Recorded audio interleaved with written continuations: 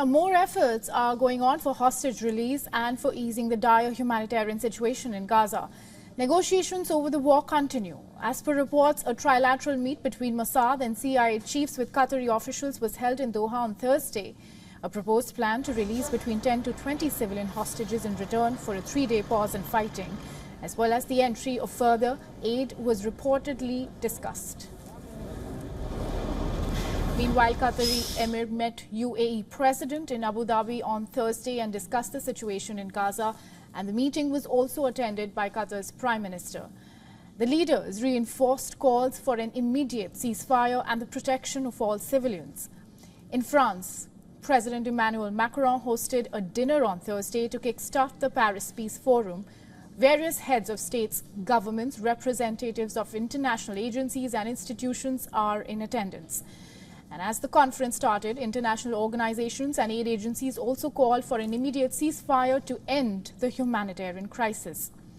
The representative of Brazil, while repeating the calls during the conference, said that the death of thousands of children in Israeli bombardments suggests genocide.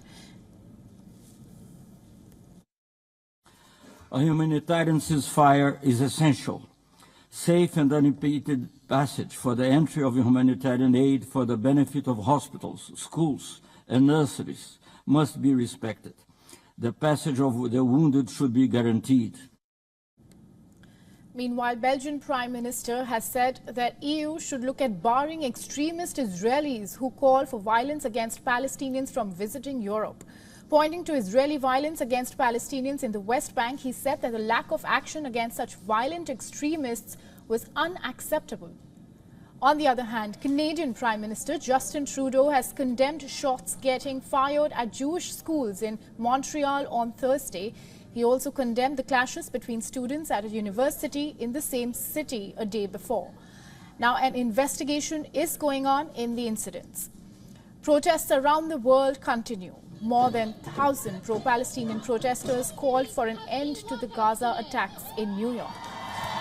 We'll be free. Palestine will be free. Yes, and we want it now. And we believe God and free. Palestine will be free. New York City, you will see. New York City, you will see. Fire now. Let us be straight.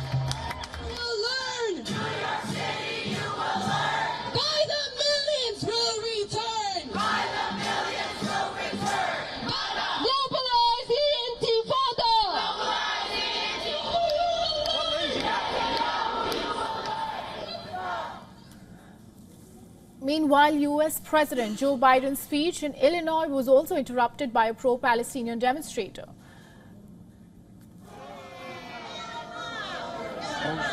No, let her go. Let it, no. No, let it. It's okay. Elsewhere in Germany, more than 100 people marched against anti-Semitism in Berlin on Thursday. Germans commemorate Night of Broken Glass terror with the march, and some carried Israeli flags, others held banners made up of photographs of hostages. Shalom, shalom, shalom, shalom.